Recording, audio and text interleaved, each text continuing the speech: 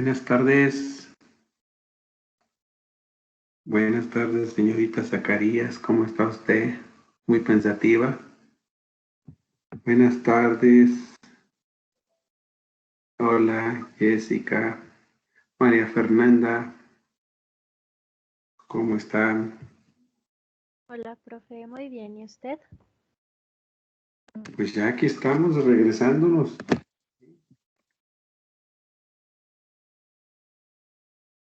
Metiendo acelerador. Hay que meter el acelerador.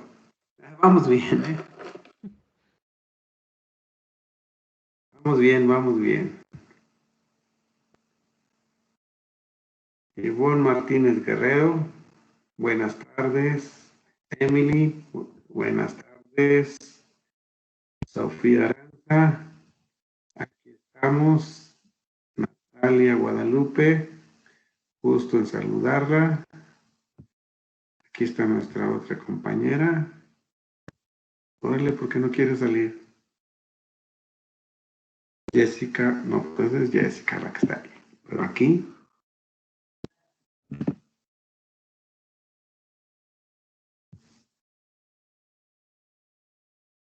Juan Alejandra Tavares. Como que el internet está un poco lento.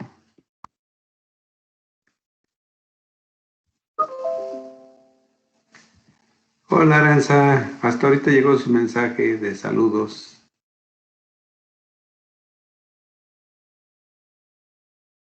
Alejandra Tavares, decimos nosotros. Sí. Muy bien, chica. Eso me parece ya que estamos más bien en frecuencia.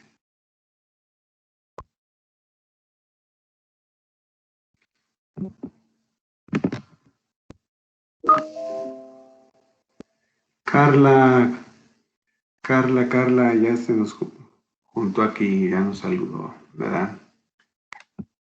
Vamos a ver cómo andamos de asistencia. Ya está aquí la mitad del grupo, un poquito más de la mitad del grupo. ¿Verdad? Ándele, este era que no se dejaba ver usted, pero ya me contestó. Aurora Emily. Dice que... ¿Cómo está Emily? Parece que bien, ¿verdad? Bien, profe. Vamos a continuar, ya es la 1:04. Vamos entonces a comenzar. José Luis Isla Sánchez, ya también se nos adhirió. Voy a compartir la pantalla, ¿verdad? Para continuar. A ver, si recuerdan ustedes, ¿verdad? Después del periodo vacacional, dijimos, ya nos vamos bien contentos. Y nos quedamos viendo, ¿verdad? Estamos viendo ya al final del tubo digestivo, ¿verdad? Del aparato digestivo. Entonces habíamos hablado ya del tubo digestivo, ¿verdad? De cómo se hace ya el metabolismo, ¿verdad? Decíamos nosotros.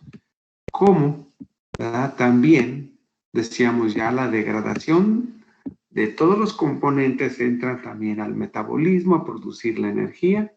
Y decíamos entonces, ¿verdad? Que cómo los órganos participan, ¿verdad? De aquí. La participación del hígado como una función central del metabolismo.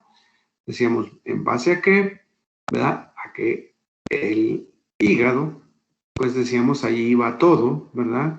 Una vez que se absorbía todos los nutrientes, entonces llegaban al hígado, ¿verdad? Y entonces el hígado tenía la capacidad, ¿sí? De empezar a manejar, ¿sí? Las sustancias que llegan a la sangre y de ahí entonces clasificarlas y primeramente pues nutrirse el hígado, ¿verdad?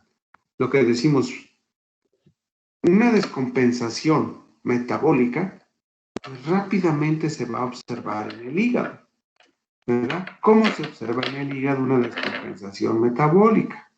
Pues por el metabolismo, las enzimas que contiene, ¿verdad? Y si hay un daño, ¿verdad? Decimos nosotros, pues entonces va a responder el hígado, ¿verdad? Produciendo, ¿sí? Pues más células, ¿sí? Lo que algunas veces llegamos a conocer como incremento, ¿verdad? Del hígado. Por eso decimos, ¿verdad?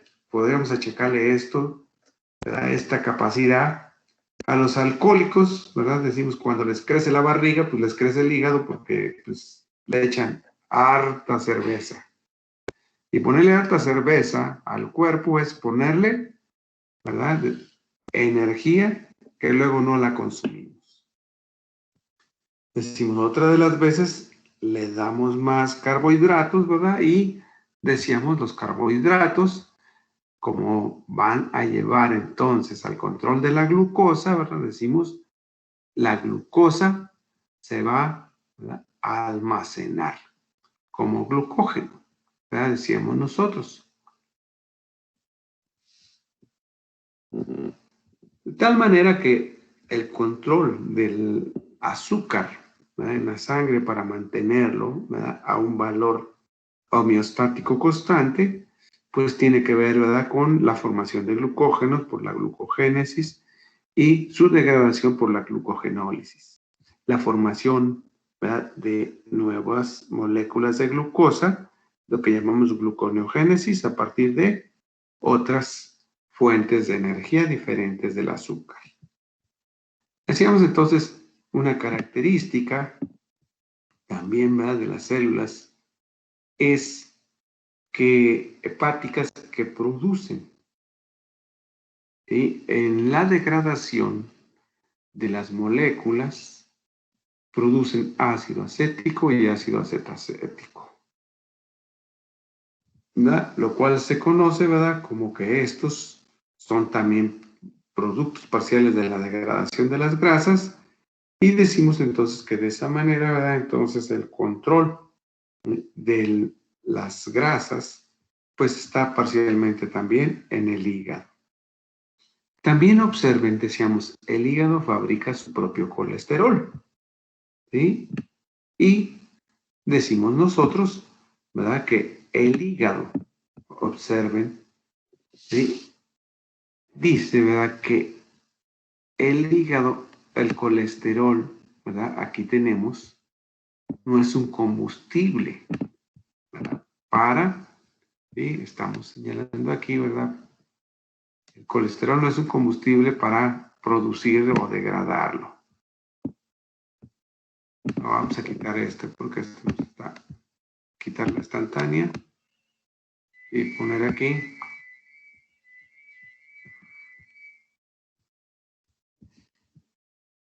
el marcador, ¿verdad? Entonces, tenemos nosotros que la situación aquí es el colesterol, pues, por un lado, no lo sintetizamos, ¿verdad? Lo sintetizamos y por otro lado, decimos, lo ingerimos y de aquí que por eso debemos de tener un control de colesterol.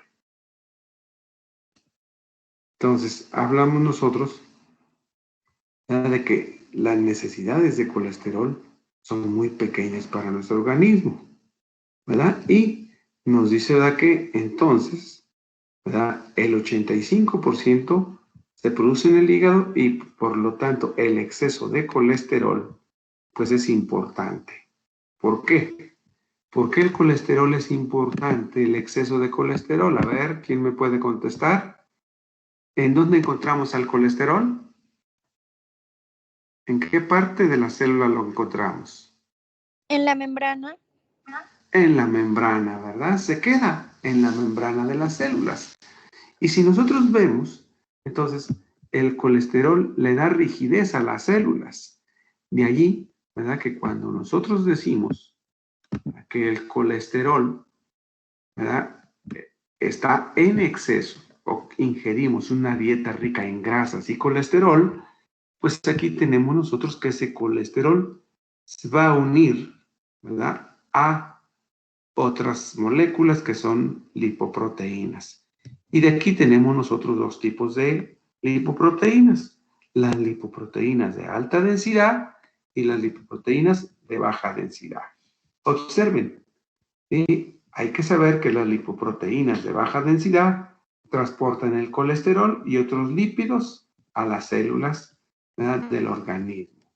Por lo tanto, ¿verdad?, se dice que si hay una gran cantidad de lipoproteínas de baja densidad, entonces esto va a hacer que se depositen en las paredes de las células, en las paredes de los vasos, lo que conocemos como arteriosclerosis, ¿verdad? Entonces, las lipoproteínas de baja densidad son las malas, mientras que las de alta densidad, decimos, se consideran las buenas, ¿sí? Porque aquí hablamos nosotros, ¿verdad?, que estas sirven, ¿verdad?, para el metabolismo y la descomposición, ¿verdad?, del colesterol.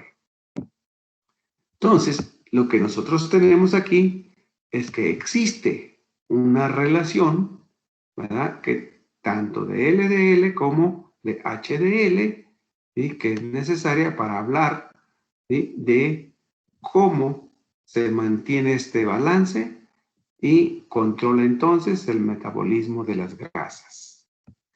Entonces, si nosotros observamos, ¿verdad?, todo esto, entonces nos lleva a hablar nosotros del metabolismo de los lípidos, de las grasas. ¿Pero para qué? ¿Verdad? ¿Para qué hace todo eso el organismo? Pues como decíamos, una función principal del aparato digestivo, del sistema digestivo, es el equilibrio energético del organismo. Esto es, cuánta energía utilizamos, cuánta producimos, ¿verdad?, y cuánta almacenamos.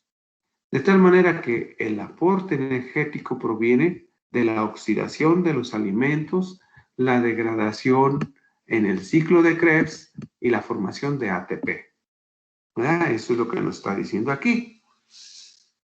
Y por otro lado, ¿verdad?, aquí tenemos también que ese equilibrio entre producción y gasto de energía, pues nos sirven a nosotros, ¿verdad?, para controlar la temperatura, una de las funciones principales, ¿verdad?, decimos nosotros, pero ¿cómo se hace? Observemos. En ellos participan, ¿sí?, el nivel de los nutrientes en la sangre, las hormonas en la sangre, y decimos nosotros entonces los factores psicológicos, y decimos entonces aquí, ¿verdad?, que los factores psicológicos son una causa importante de la obesidad. ¿Sí? Entonces, ¿verdad?, hablamos nosotros, como les decía en la clase pasada, si nosotros, ¿verdad?, no consideramos estos factores, pues entonces la alimentación se va perdiendo la regulación del balance energético. Pero ¿cómo se mide, ¿verdad?, ese balance energético?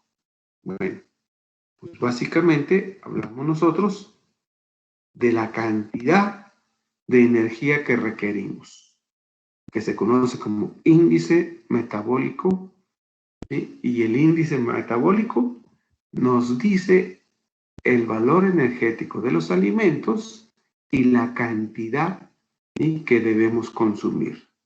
Y allí que decíamos nosotros, entonces se formaban las dietas, ¿verdad? Decimos la cantidad de alimentos que ingerimos, la cantidad de energía que nos dan. Observen, los carbohidratos nos dan 4 calorías por gramo de carbohidrato, ¿verdad? Las grasas nos dan 9, observen, nos dan 9 calorías por gramo.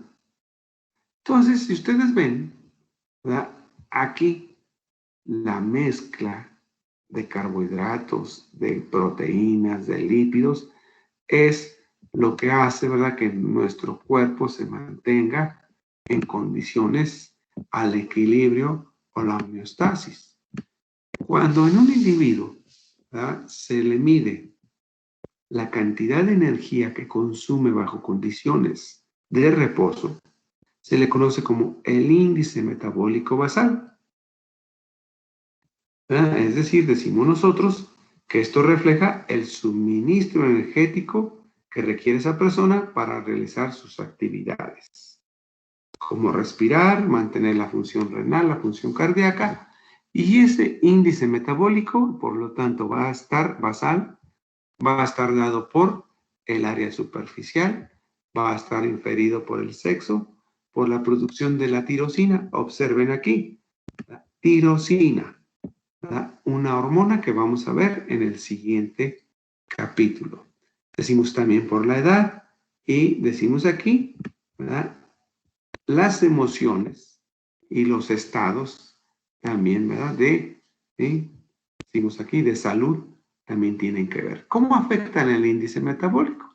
Pues observen, ¿verdad? Que pueden crecer, aquí puede decrecer o puede aumentar las necesidades metabólicas. Por ejemplo, en el hombre son crecientes, en la mujer son decrecientes.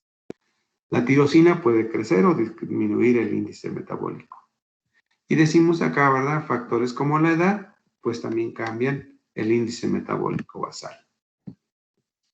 Como nos dice aquí, la tirosina es una hormona, ¿verdad? Que tiene que ver con el metabolismo, ¿verdad? Por eso se le conoce aquí como la hormona metabólica. Dice aquí, ¿verdad? Cuanto más tirosina se produce, más oxígeno se consume y más ATP se produce. De tal manera, ¿verdad? Que ¿sí? Se gasta el ATP por la tirosina, ¿verdad? Y si hay problemas en la secreción de la tirosina, pues vamos a tener problemas, ¿verdad? Como el hipertiroidismo, ¿verdad? Que eso hace que se incremente el índice metabólico y por lo tanto hay catabólisis, ¿verdad? De proteínas tisulares y de grasas. Entonces, por lo cual se requiere de una demanda mayor porque se pierde el peso con frecuencia. ¿Verdad? El caso contrario es el hipotiroidismo, ¿verdad? Que por el contrario, en vez de desgastar las energías, pues ahora ¿sí? las hace más lentas, ¿verdad? Y esto puede provocar la obesidad. Entonces, aunado entonces al índice metabólico basal, tenemos el índice metabólico total, que va a depender entonces aquí de una actividad física, ¿verdad? Decimos aquí que hacemos para combatir, ¿verdad? La destrucción, ¿verdad? De los nutrientes y mantener el equilibrio. Entonces aquí, ¿verdad? Decimos el trabajo, ¿verdad? Del músculo, pues va a hacer que aumente, ¿verdad? Entonces trabajos que requieren, ¿verdad? Mucho esfuerzo muscular, mucho trabajo muscular, pues básicamente van a requerir, ¿verdad? De una demanda mayor de nutrientes. Decimos, los deportistas es otro ejemplo, ¿verdad? Decimos aquí, dice que entre 15 y 20 veces, observen, se incrementa el índice metabólico basal, ¿verdad? Por las horas de ejercicio que se hace. Bueno, entonces, como vemos, el índice metabólico total tiene que ver entonces con la actividad que desarrolla el individuo. Y podemos hablar entonces, ¿verdad? Que todo eso, ¿verdad? De energía, el cuerpo, ¿verdad? Lo gasta también en la regulación de la temperatura. Decimos aquí, ¿verdad? Esto se debe al hipotálamo que regula entonces la temperatura, ¿verdad? Decimos aquí, constantemente monitorea que la temperatura esté entre 36 y 37 grados, ¿verdad? Y decimos entonces, tiene mecanismos para controlar la temperatura del cuerpo. Entonces, dentro de los mecanismos, hablamos nosotros, ¿verdad? Que si baja la temperatura, entonces el cuerpo debe de producir más energía, ¿verdad? Por lo tanto, decimos aquí, ¿verdad? Debe conservar también el calor y, por lo tanto, entonces a corto plazo se logra esto con una vasoconstricción de los vasos sanguíneos y si se está perdiendo mucha energía, mucho calor, entonces también con, ¿verdad?, el temblor o los tiritones. Por vasoconstricción, entonces decimos, se protege la salida de la temperatura de la piel y decimos el efecto contrario, ¿verdad?, va a ser cuando hay mucho calor, ¿verdad? Decimos aquí. Entonces la mayor parte del calor entonces se va a perder por radiación y evaporación, ¿verdad? De tal manera que de esta situación, ¿verdad?, hablamos nosotros, el control, ¿verdad?, de la temperatura, ¿verdad?, es importante y podemos señalar condiciones de pérdida del control de la temperatura a la hipotermia, ¿verdad? Decimos aquí. ¿Qué síntomas se reflejan en la hipotermia? Decíamos nosotros, cuando hay bajas temperaturas, ¿verdad?, entonces eso va a provocar, ¿verdad?, cambios en los parámetros vitales como son la frecuencia respiratoria, presión arterial y frecuencia cardíaca. Una disminución, ¿verdad?, el individuo está somnoliente, ¿verdad?, y puede incluso, ¿verdad?, al frío extremo, decimos, puede llegar al estado de coma y la muerte, con lo cual se detienen todos los procesos metabólicos del organismo. Decimos entonces, para el proceso contrario, decimos la hipertermia, ¿verdad? Entonces aquí, fíjense bien, ¿sí?, el hipotálamo pues, tiene que, ¿verdad?, actuar para hacer esta compensación, decimos nosotros, de la temperatura. Y aquí tenemos nosotros el ejemplo, ¿verdad? Decimos nosotros, la homeostasis debe estar a 37, ¿verdad?, decimos aquí, grados, ¿verdad? 37 grados. Entonces el control, ¿verdad?, decimos, si baja la temperatura, ¿verdad?, decimos aquí, entonces, ¿qué es lo que ocurre? ¿Verdad? Entonces aquí, ¿sí?, decimos una baja en la temperatura, decimos, va a provocar entonces que esto disminuya y ese estímulo, ¿verdad?, entonces va, ¿sí?, a ir al sistema nervioso para activar a los músculos, ¿verdad?, y entonces, ¿verdad?, liberar también aquí por el sistema, ¿verdad?, del hipotálamo para aumentar la temperatura de esa baja que se vea encontrado. Entonces aquí, ¿verdad?, decimos que ese estímulo entonces vuelve a recuperar el control de la temperatura.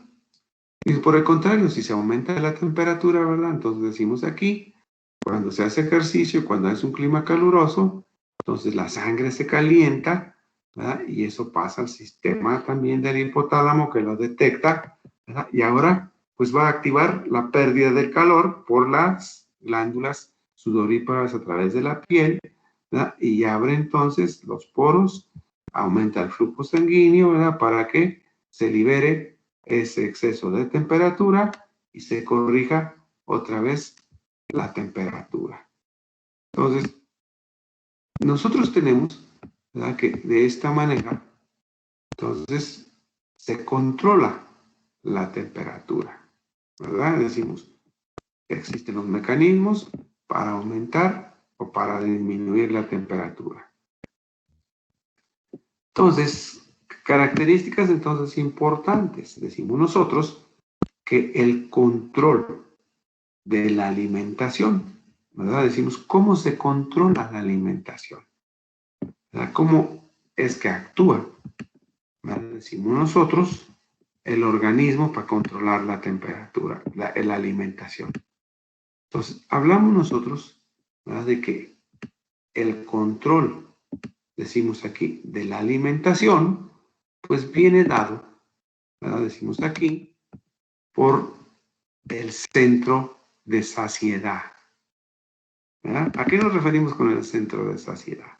Que nuestro cuerpo va a tener la manera de controlar la ingesta de los alimentos, decimos, a través de censar también la concentración de glucosa, ¿verdad? Es otro mecanismo que se conoce. Si hay un nivel de glucosa constante en la sangre, entonces, ¿verdad?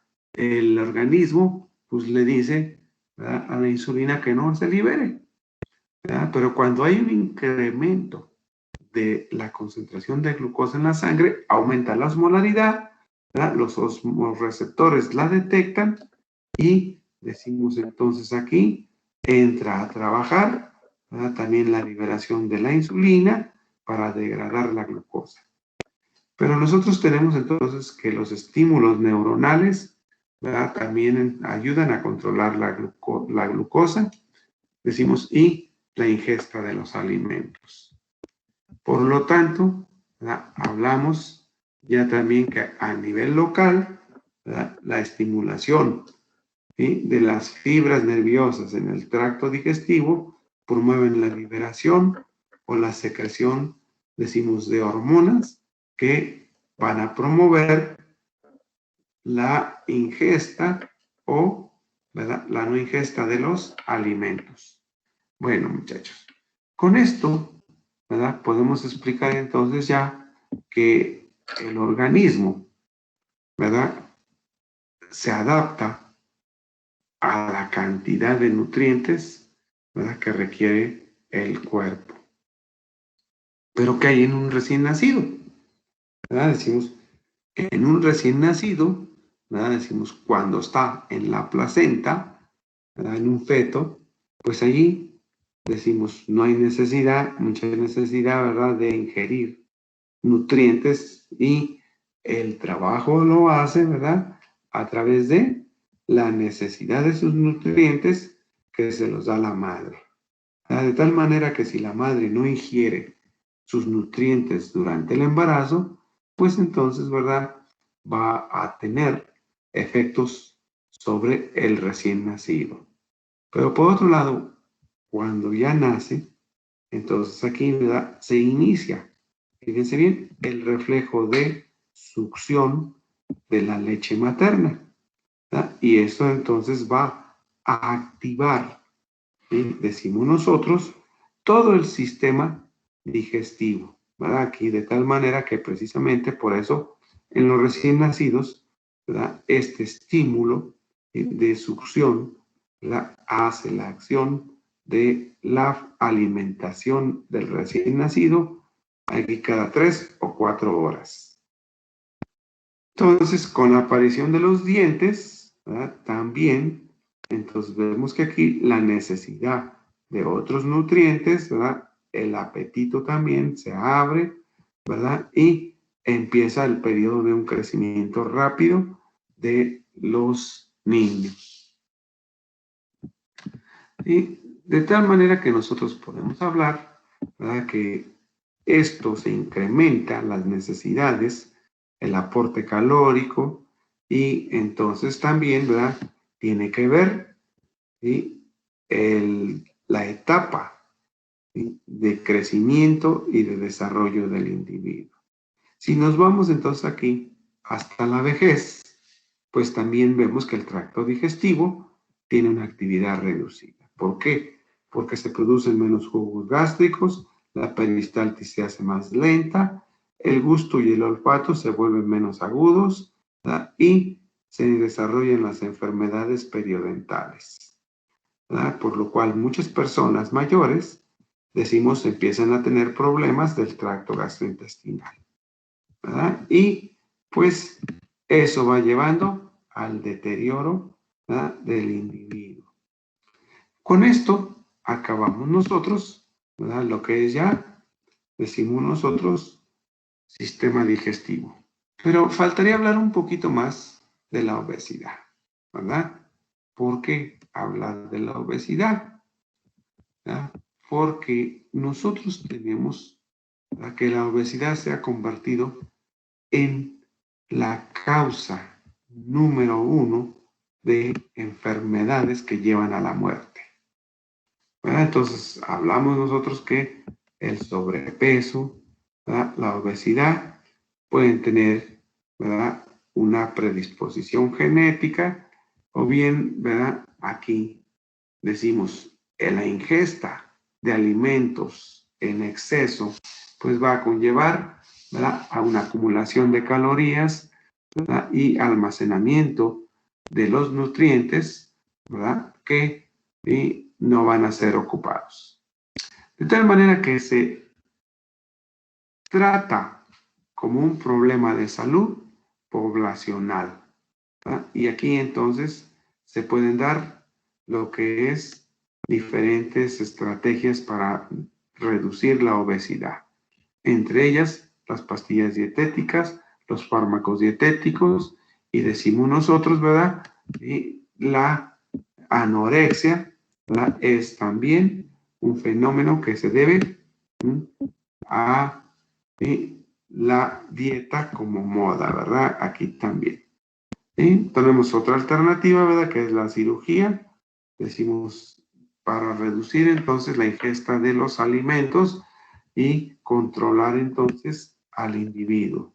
Entonces, como vemos nosotros la relación, ahora sí, del sistema digestivo con lo que hemos visto, pues tiene muchísima relación, ¿verdad? Ya que este sistema, el digestivo, pues le va a dar nutrientes, ¿verdad?, a todo el organismo, ¿verdad? Entonces aquí, en el sistema endocrino, ¿verdad?, entonces va también a hacer que funcionen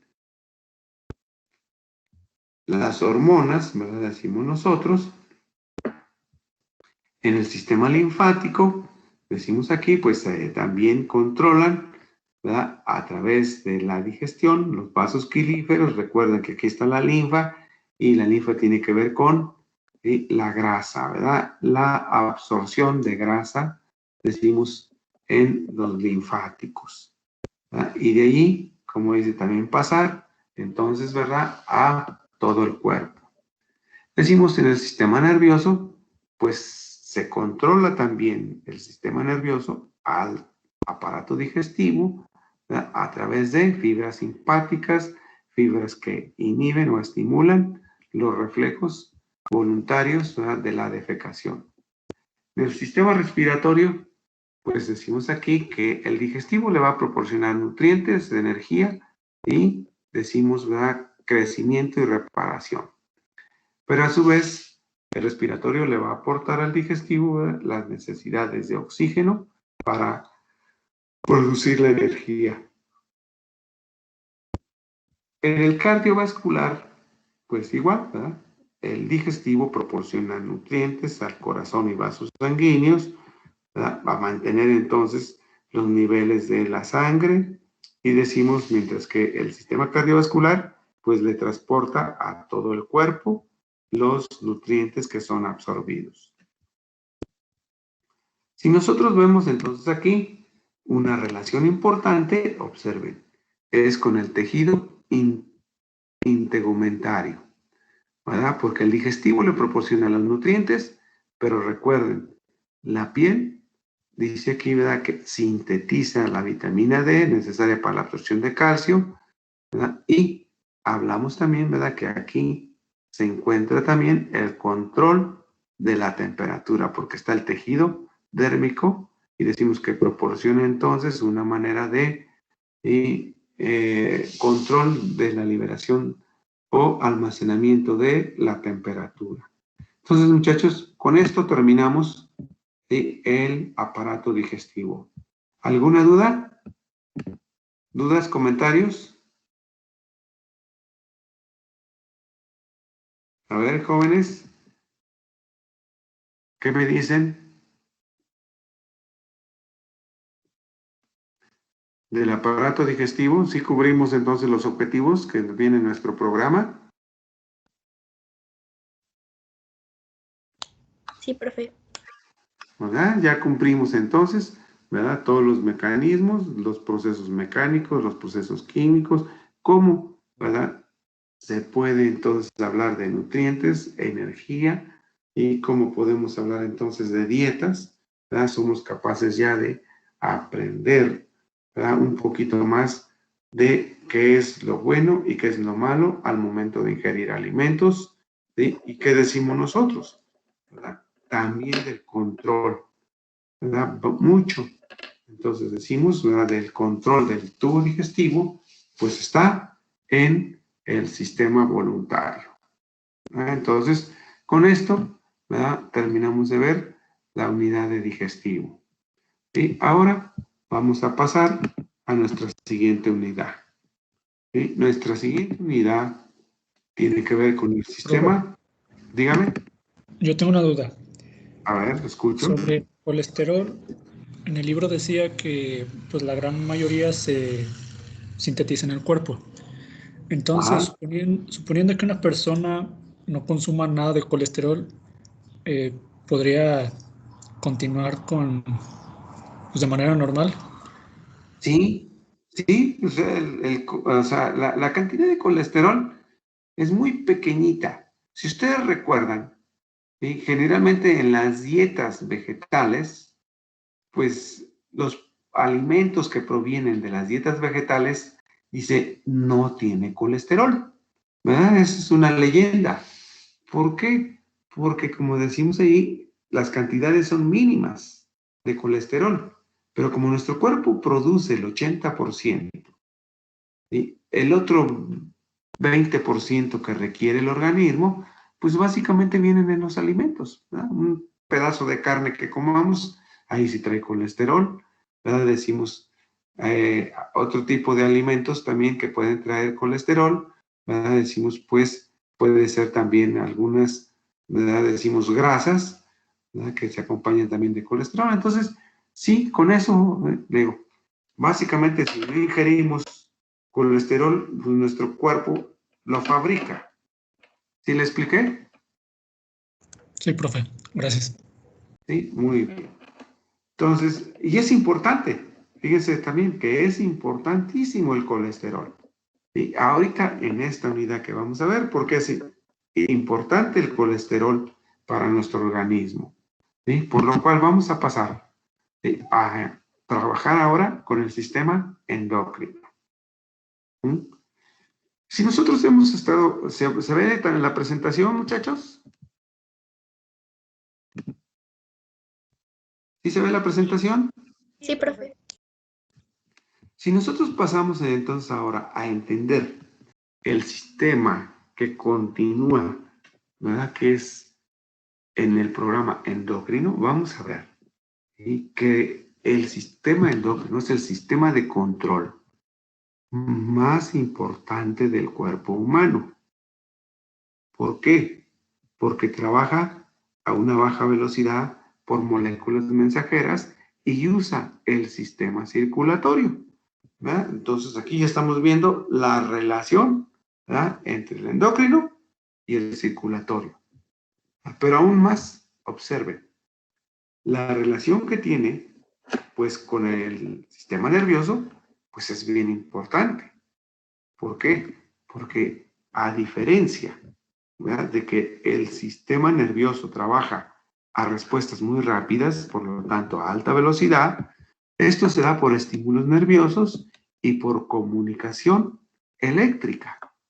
Entonces, en el sistema endocrino se llama así, ¿verdad? Porque endo, ¿verdad? Decimos nosotros, desde adentro hay moléculas mensajeras, ¿verdad? Que se vierten, ¿sí?, por unos órganos y viajan en el sistema sanguíneo para llegar a otro sitio y entonces modificar la función. Entonces, ¿cómo lo hace el sistema endocrino? Decimos nosotros que observen, ¿sí? Asociado al sistema endocrino está el término endocrinología, que tiene que ver, ¿verdad?, con el estudio de las hormonas y los órganos que las producen. Y además, ¿qué hacen entonces la endocrinología? ¿Cuál es su campo?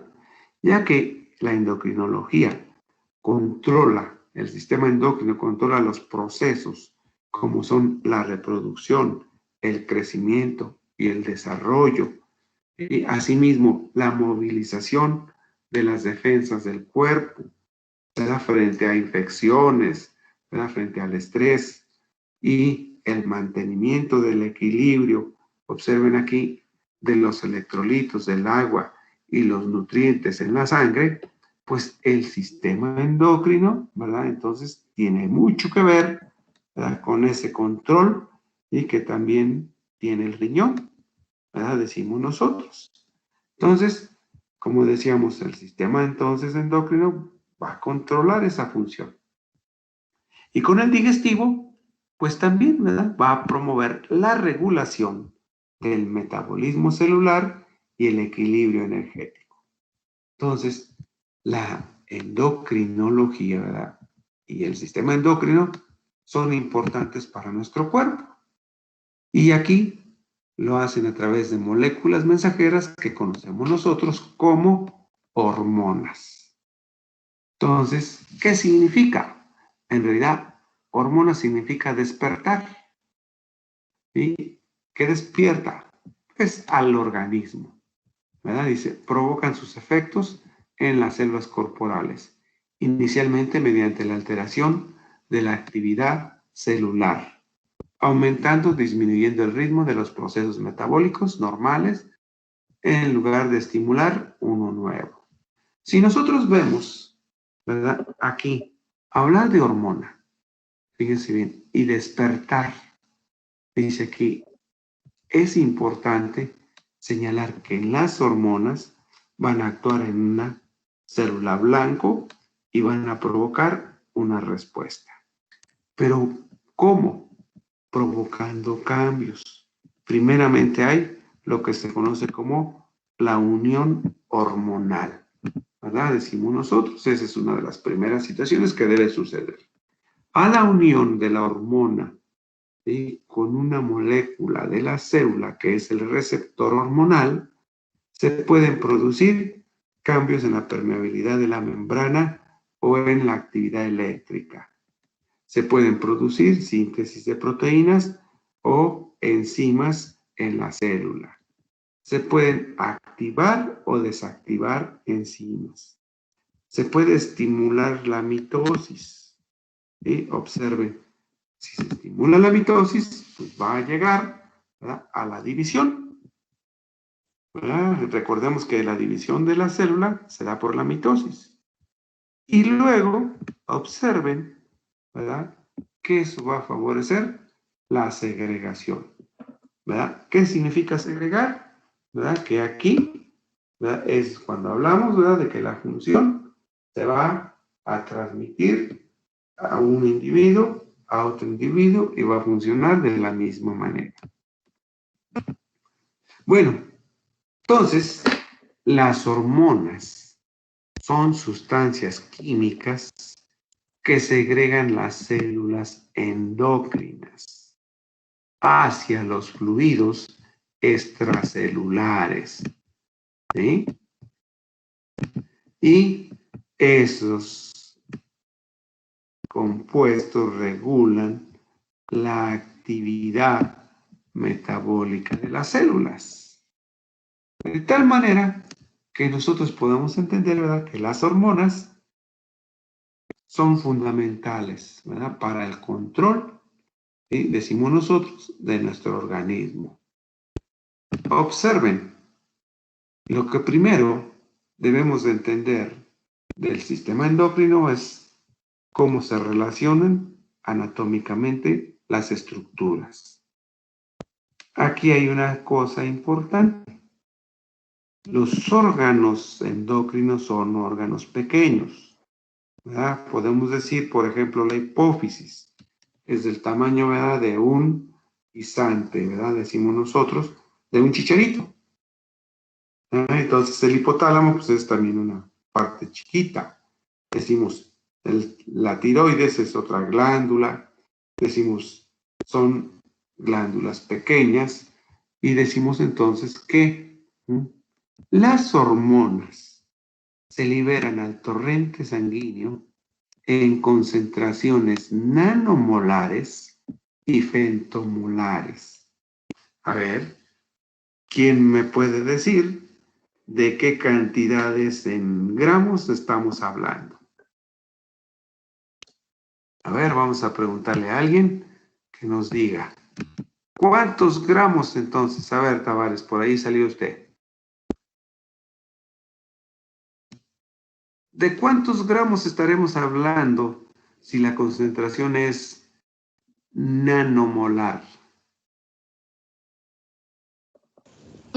No entiendo bien la pregunta, profe. No entiendo. La pregunta la voy a volver a hacer.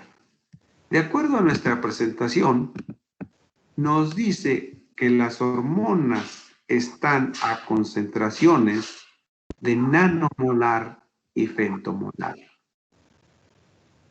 ¿Sí? Estamos hablando nanomolar. ¿Y qué significa que sea nanomolar? Pues que es muy pequeña. Es muy pequeñita. ¿De cuántos órdenes de magnitud? A ver, hablemos en escala de 10, múltiplos de 10.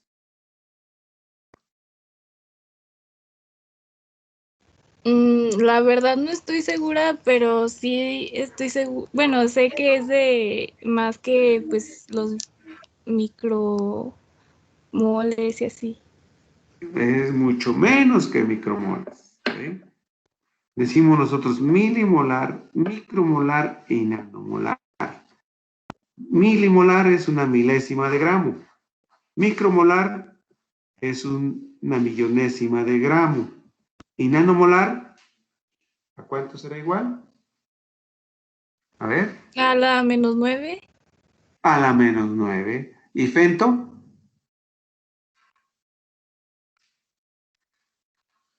Otros 3 órdenes para abajo. ¿A la menos qué? A la -12.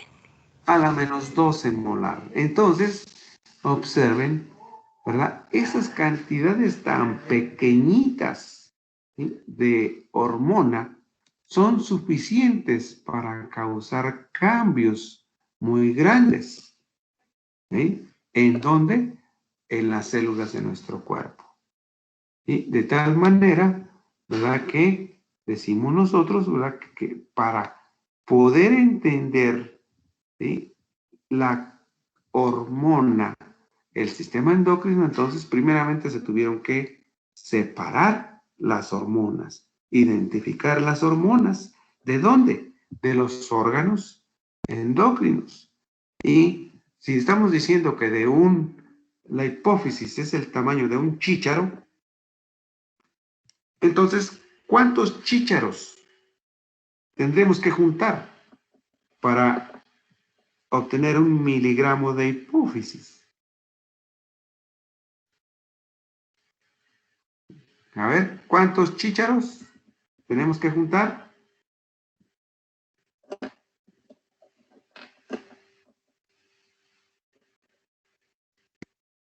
A ver, ¿cuántos chícharos? Para juntar 1 miligramo se necesitan, ¿verdad?, cientos o miles de hipófisis, ¿verdad? Con lo cual, entonces estamos hablando, ¿verdad?, que eso inicialmente era imposible, ¿verdad? Estar sacando la hipófisis a 100 individuos, pues no era factible. Por lo cual, entonces, ¿en qué se hacía? En animales, ¿verdad? Como los mamíferos, de las ratas, ahí sí podemos agarrar y sacar, ¿verdad?, 100 hipófisis de unas ratas y luego, ¿sí?, aislar las hormonas. Si nosotros vemos, ¿verdad?, entonces son concentraciones muy pequeñitas, ¿verdad?, las que trabajan. La otra cosa importante es que se pueden liberar de manera muy lenta, de forma continua o discontinua. ¿Esto a qué nos lleva? ¿Verdad? A que hay una relación con respecto al tiempo y la función que cambian. ¿Sí? Cuando analizamos esto, es lo que nosotros entendemos ahora como los ritmos, ¿verdad? ¿Qué decimos nosotros? Que hay ritmos biológicos. ¿Sí? ¿Por qué? Porque las hormonas están liberándose, ¿sí?, de manera continua y lenta. ¿De cuánto es el ritmo? El ritmo menstrual. ¿De cuánto tiempo? A ver. El ritmo, el método del ritmo menstrual, ¿de cuánto es? ¿Cada cuándo, sí, la mujer podía ser fecundada, ¿verdad?, por un espermatozoide? El óvulo de una mujer puede ser fecundado por un espermatozoide. ¿Cada cuándo?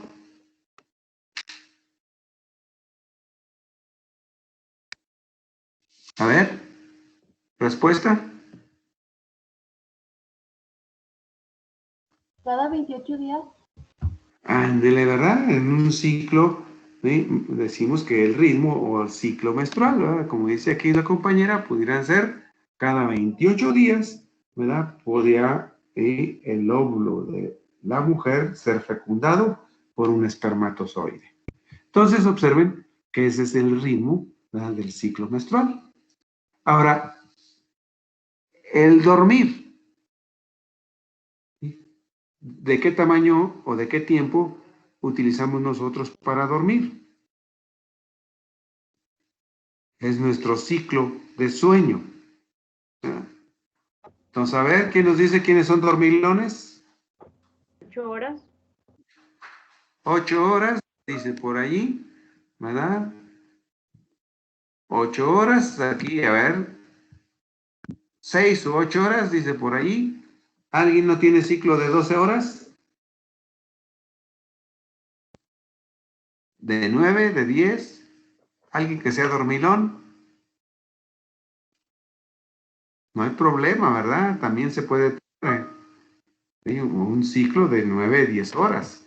Decimos, pero eso entonces, ¿verdad?, está regulado, como decimos, ¿verdad?, aquí, ¿verdad?, por, ¿sí?, las hormonas, ¿verdad?, como decíamos aquí, ¿verdad? Entonces, esto lleva a la relación del tiempo y la función de dormir, por ejemplo. Entonces, decimos nosotros, ¿verdad?, aquí, para terminar la clase de hoy, nos quedamos en esta diapositiva. La química de las hormonas. ¿Hay química o no hay química? A ver, ¿ustedes qué? ¿Sí? ¿Qué dicen en esta pregunta? ¿Hay o no hay? Sí hay. ¿Sí hay? Muy bien, Emily. ¿Quién más me dice? Zacarías también me dice que sí, ¿verdad? ¿Nadie más? Ándele, Fernanda, también, ¿verdad? Bueno, le vamos a dejar aquí, ¿sí? Nos vemos entonces el próximo miércoles. Y seguimos platicando entonces con esta frase, ¿verdad? ¿Hay o no hay química? ¿Les parece bien? Sí, profe. Sí, profe. Muy bien, chicas, entonces nos vemos el miércoles. Gracias. Hasta luego. Ay, hasta luego.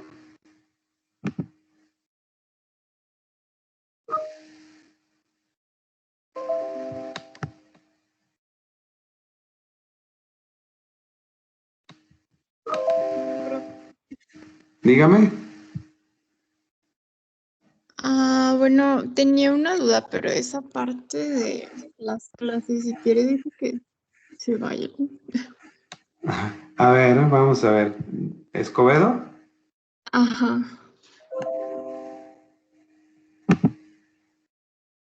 A ver, Escobedo, vamos a